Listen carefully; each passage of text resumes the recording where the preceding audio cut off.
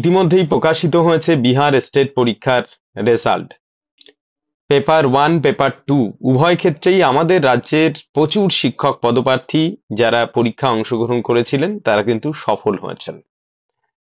স্বাভাবিকভাবেই এই প্রথম পর্যায়ের পরীক্ষায় সফল হওয়ার সঙ্গে সঙ্গেই প্রত্যেকের মধ্যে একটা আশার সঞ্চার হয়েছে। এটা হওয়া খুব স্বাভাবিক, কারণ রাজ্যে দীর্ঘকাল ধরে শিক্ষক নিয়োগ বন্ধ। তাই এই যে বিহারের পরীক্ষা এবং বিহারের পরীক্ষার প্রথম ধাপে সফল হওয়ার পরেই প্রত্যেকের মধ্যে একটা আশার সঞ্চার হয়েছে। হয়তো পরবর্তীতে যে TRE 4 পরীক্ষা সম্পন্ন হবে সেই পরীক্ষায় তারা সফল হতে পারবে। তো আশার সঞ্চার যেমন হয়েছে তেমনি তৈরি হয়েছে কিছু সমীকরণ।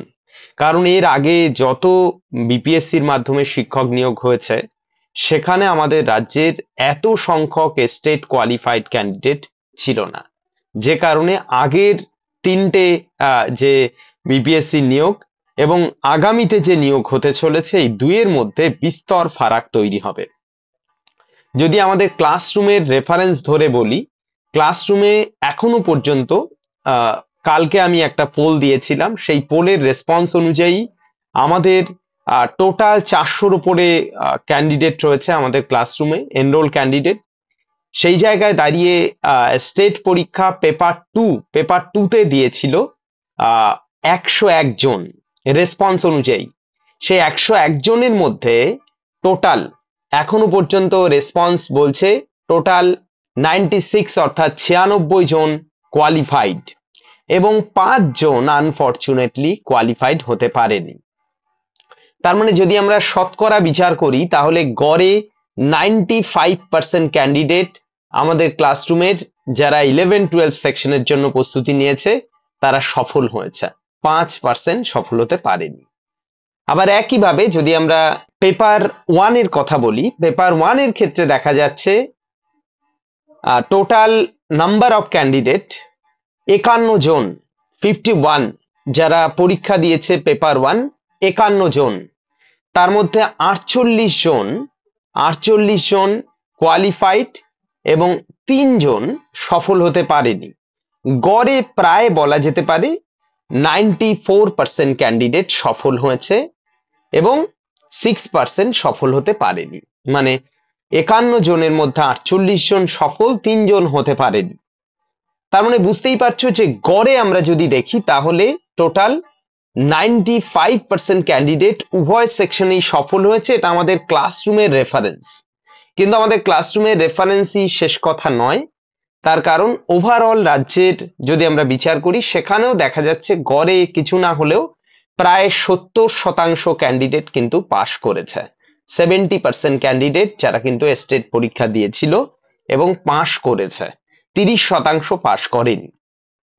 এই 70%কে যদি আমি ধরে নিই তাহলে সেই সংখ্যাটা, নাম্বার অফ ক্যান্ডিডেট প্রচুর, সেই ক্যান্ডিডেটের মধ্যে লড়াই হবে। এবং এটা এই স্টেট পরীক্ষা নিয়ে সচেতনতা যে কেবলমাত্র আমাদের রাজ্যের ছেলেমেয়ের মধ্যে হয়েছিল বলেই এত সংখ্যক পরীক্ষার্থী এমনটা নয়, অন্যান্য রাজ্যেও একই রকম ভাবে নাম্বার অফ ক্যান্ডিডেট বেড়েছিল, যার ফলস্বরূপ প্রচুর সংখ্যক শিক্ষক পদপ্রার্থী এই পরীক্ষায় উত্তীর্ণ হয়েছে।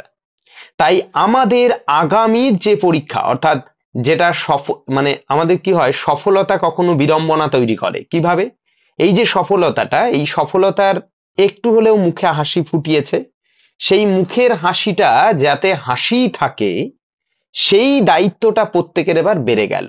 প্রত্যেক ক্যান্ডিডেট যারা পাশ করেছে তারা একটু হলেও হেসেছে, সেই হাসিটা তার মুখে ধরে রাখার জন্য রেসপন্সিবিলিটি বা দায়িত্ব তার অনেক গুণ বেড়ে গেল। তার মানে পাশ করা কখনো কখনো এক প্রকার বিড়ম্বনা তৈরি করে, যদিও সেটা পজিটিভ এবং আমাদের পজিটিভলি সেটা ডাইভার্ট হয়।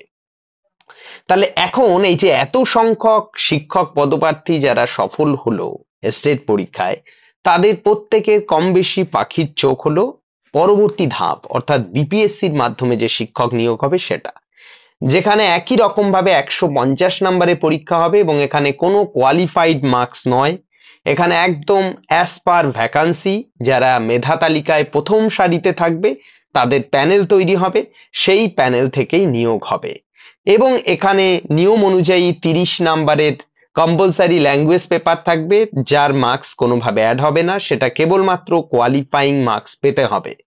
বাদ বাকি যে 120, সেই 120-র মধ্যে হবে মেধা তালিকা, যেখানে 80 থাকবে যে সাবজেক্টের সে শিক্ষক পদপ্রার্থী সেই সাবজেক্টের, এবং 40 থাকবে জিএস অর্থাৎ জেনারেল স্টাডিজ এর পার্ট থেকে।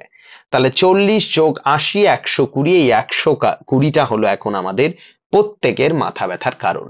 ল্যাঙ্গুয়েজ অবশ্যই একটা ইম্পর্টেন্ট পার্ট, কম্পালসারি, এবং সেটা কোয়ালিফাইং মার্কস পেতে হবে, এবং অবশ্যই আমি এটা আশাবাদী যে সে পরীক্ষায় সবাই পাশ করবে। 30-এর মধ্যে একটা 40% মার্কস ক্যারি করতে হয়, যেটা আমার মনে হয় সকল যারা ডিগ্রি কমপ্লিট করেছে প্রত্যেকের এই এফিসিয়েন্সি রয়েছে, দু একজন অ্যাক্সিডেন্টলি বাদে। তো সেই জায়গায় দাঁড়িয়ে এই যে 120, এই 120 নিয়ে আমাদের ভাবনা চিন্তা এবং প্ল্যানিং সেটা করতে হবে এখন। আর সেই কাজটা প্রত্যেককে করার জন্য আমি অবগত করছি, যে যার মতো করে নিজের মতো করে মেথড বের করে সময় বের করে এই জায়গাটা শুরু করতে হবে।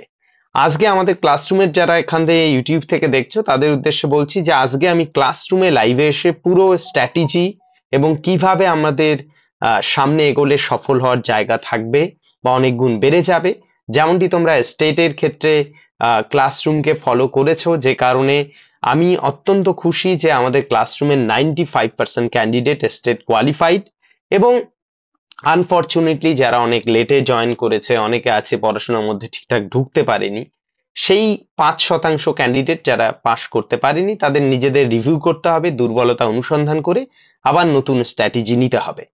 বাদ বাকি যারা সফল হলো, সেই সফল হওয়াদের মধ্যে আমি এটাই বলবো যে এটা কোনো খুশির কথা নয়, স্টেট কোয়ালিফাইড হওয়া মানে খুশি নয়, বরং একটা এই যে ওই লজিক অনুযায়ী বরং বিড়ম্বনার জায়গা, যে তোমাকে এখন পরের ধাপে তোমার নিজের প্রতি রেসপন্সিবিলিটি অনেক গুণ বেড়ে গেল, তাই শেষ হাসি হাসার জন্য তোমার উপর প্রেশার অনেক গুণ বাড়লো। তাই খুব বেশি খুশি, খুব বেশি হাসি এগুলো না রেখে রেসপন্সিবিলিটি, দায়িত্ব এবং পুরো বিষয়টার প্রতি সিরিয়াস, সেই বিষয়গুলো হওয়ার জন্য প্রত্যেককে অবগত করব। প্রপারলি আমাদের ক্লাসরুমে যারা রয়েছে সাবজেক্টের 80 নিয়ে কারোর কোনো টেনশন নেই, এইটুকু আমি দায়িত্ব সহকারে বলি যে ক্লাসরুম এমন ভাবে সাজানো যে এর বাইরে কোনো জগৎ নেই সাবজেক্টের। এবার তোমার চ্যালেঞ্জ সাবজেক্টের মানে ক্লাসরুমের মধ্যে যা আছে সেটা অ্যাচিভ করা। কেউ ক্লাসরুমে জয়েন করে 20% অ্যাচিভ করতে পারবে, কেউ 80% অ্যাচিভ করতে পারবে, কেউ 50% অ্যাচিভ করতে পারবে। আমরা একটা বাজার থেকে টেক্সট বই বা যে কোনো বই কিনলে পুরো বইটা কেনা মানেই একই দিনে একটা দোকানে 5টা বই বিক্রি হয়েছে, 5 জন কিনেছে, 5 জন কেনা মানে ওই 5 জন সমরূপ জ্ঞানী হয়ে যাবে এমনটা নয়। কেউ ওই বইয়ের 10 পেজ পড়বে মন দিয়ে, কেউ ওই বইয়ের 50% পড়বে, কেউ পুরো পড়বে, অর্থাৎ পুরোটাই আমরা দেখবো যে একটা ভ্যারিয়েশন থাকবে 5 জনের মধ্যেই। তো ক্লাসরুমে 400-র উপর স্টুডেন্ট আছে, তার মানে এই নয় যে সবাই সমরূপ ভাবে নিজে প্রিপেয়ার্ড হতে পারবে। প্রত্যেকের নিজের এফিসিয়েন্সি, নিজে কতটা সময় দিচ্ছে, ক্লাসরুমে যা আছে সেটা অ্যাচিভ করার অদম্য ইচ্ছে কতটা আছে, এই সব কিছুকে আমি সবাইকে বলবো রিভিউ করার জন্য।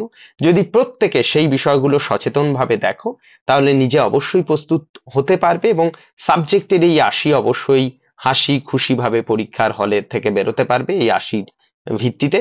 বাদ বাকি যে 40, যেটা আমাদের ক্লাসরুম থেকে তো গাইড করা হয় না, তো সেই 40 নাম্বার অর্থাৎ জেনারেল স্টাডিজ এর যে পার্ট, সেই পার্টটার প্রতি নিজের রেসপন্সিবিলিটি বাড়াতে হবে যারা আমাদের ক্লাসরুমের স্টুডেন্ট, এবং তার যে প্রপার মেথড সেটা আমি আজকে ক্লাসরুমে লাইভে বলবো।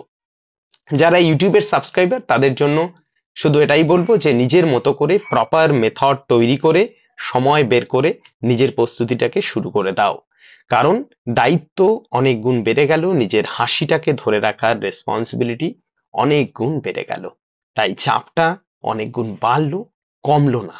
অর্থাৎ স্টেট কোয়ালিফাইড হয়ে যাওয়া মানে চাপ বেড়ে গেল প্রত্যেকের।